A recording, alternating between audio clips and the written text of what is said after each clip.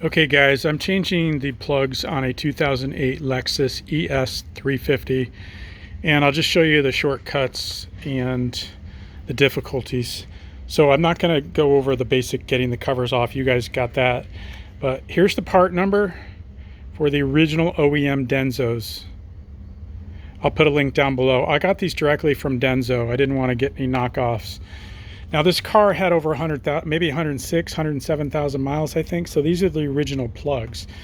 So it's kind of nice to have the long life. I mean, I don't know if we're going to keep this car that much longer, if it's worth it, but what the heck. I went OEM, and that's just what I decided.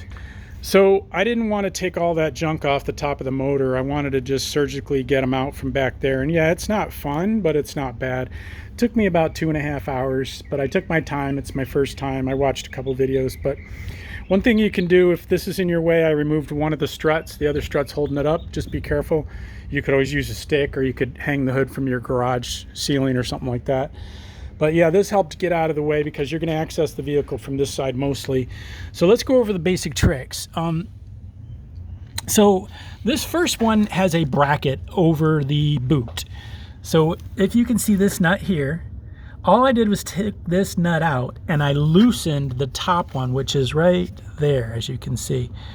And then I just pivoted it out of the way. I didn't want to take the top one all the way, this one all the way out, because I didn't want to drop it and lose it down in the compartment. So it's actually easy enough just to pivot out of the way once you get that out. Now, before you do that, you want to kind of release this one. This one's, you know, just tabbed on. You can just press tab that. That's easy. Getting this wire harness out of the way is kind of the bitch. So that one came off easily. And then you got to get a couple of these other loose guys. These are actually, that goes back to my coil, so I haven't assembled it yet. But oh yeah, by the way, all my tabs broke off from brittleness, so I'm gonna dab a little silicone on there, I guess, like a lot of people did. I thought about zip ties. If I had some skinny zip ties, I might do that, because just so you know, there is a little space under here, so you could zip a zip tie under there and go back through the wire harness and kind of just gently secure it. But I would use a skinny zip tie so you don't stress these wires too much. So that's a thought. But basically the heat, I think, from all these heat shields, or holding the heat in, these plastic shields, made everything brittle. And it's obviously 18 or whatever, 17 years old. So anyway, this bracket I just rotated out of the way. I took this clip off easily enough, pressed tab, and then I wanted some slack. Well, that's my plug wire, but this one is actually a press tab as well, but it's kind of difficult. I sprayed WD-40 on everything before I started, kind of. But if you press hard enough up here, it does cantilever that tab off of there. So that one creates a little slack to move this wire harness up, because the toughest one with the wire harness is this first one, closest to the driver's side, because the harness is right smack in the way. But as you can see, these boots have kind of a flatter side, this side of it, you know, and you just rotate it so you can get it past the wire harness in this kind of clear area here, so this doesn't hang up and this doesn't hang up. So just spin it to bring it out past that wire harness. Now I'll go over there and show you another one, a clip that I removed, and a hose.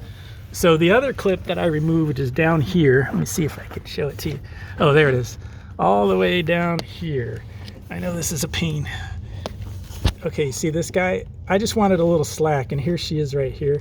She's actually another press tab, so you can get that off easily, another simple press tab. So that'll pop off for you easily. And then this hose, this like vacuum hose thing was in the way. It comes off easily. It was hooked into this little hooky thing and up on this nipple. So that just slid off, and I got her out of the way. So, oh, of course I took the strut off, the brace, the strut tower brace. So that thing, I took that off. Everybody does that. And the plastics, of course. But yeah, the strut's got to come off. Now, some people take this shield off. I didn't want to get into the wipers and all that junk, but that'll give you an extra inch or so. I guess I didn't feel I needed the inch. So I managed to do it in 2.5 hours first time. Second time, I probably could do it in an hour and a half. But I'm not going to be doing this again. It's good for another 100,000, and we're not going to own the car that long. So anyway, I think that's it for the tricks. Your tabs are going to break off. I'm going to use a dab of silicone to make sure they don't vibrate off. The fronts are obviously super easy. These three were 5 minutes. But I would just, I'm a big fan of, here's my old plug, but I'm a big fan of putting a little bit of grease. I just use my basic bicycle grease on the threads so I don't gum up the tip, but just a tiny dab on the threads, because these things were stiff coming out, like almost feeling like you could break one off in some of these. So I like to put that in for the future, and going in, it made it a lot nicer. Now, I don't really torque things in spark plugs, but you guys know that this is a crush washer, so I just bottom out that crush washer. You can kind of feel when it bottoms out, and I take it easy because it's probably an aluminum block or whatever.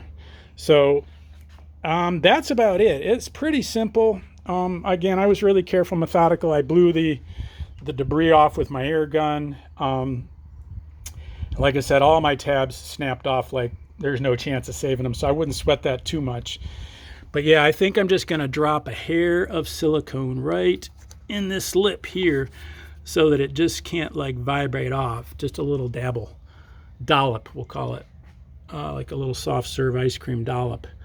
And I'm gonna coat everything in here with WD-40 before I put it back together, just to kind of cut down on the oxidation. But that's about it in terms of tricks. Brace off, as you know. Get one of these struts out of the way, or both if you like. Get a light. Just be gentle. Don't break those wires back there on those connections, because we'll pop an engine code. But I think that covers it. Again, the link will be down below to these things. I got them directly from Denso. And I appreciate any likes and subscribes. I hope this helps you guys. It's not that bad, and you don't have to go crazy disassembling a bunch of junk.